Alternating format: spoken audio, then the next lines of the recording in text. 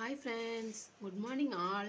இன்றைக்கி எங்கள் குட்டி பாப்பாவுக்கு சளி பிடிச்சிருக்குங்க. அதுக்காக வெத்தலை கஷாயம் போட போகிறோம்.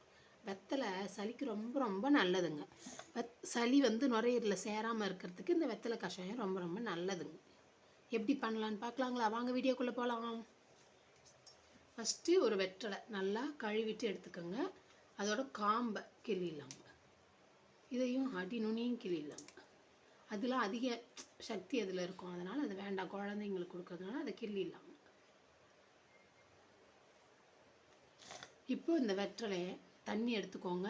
அதில் இந்த வெத்தலையை நல்லா கிள்ளி போட்டுக்கோங்க. ஒரு பட்டை, 2 கிராம்பு போட்டாச்சு. அடுத்து மிளகு சீரகம் கொஞ்சம் நுணுக்கி போட்டுக்கலாம்.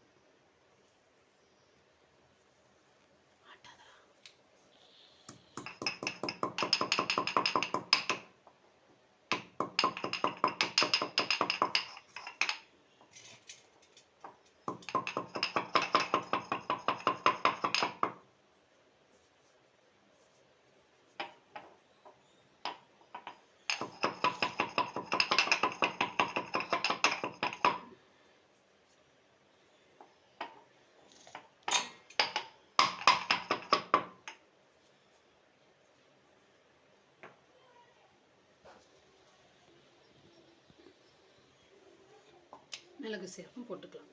அவ்வளோதாங்க. அடுப்பில் வச்சு நல்லா கொதிக்க வச்சு இறக்கிக்கலாம். கஷாயம் கொதித்து தயாராக இருக்குங்க. வடிகட்டி எடுத்துக்கிட்டேன். அது கூட தேவையான அளவு பனங்கற்கண்டு சேர்த்து நம்ம குடிக்கலாங்க.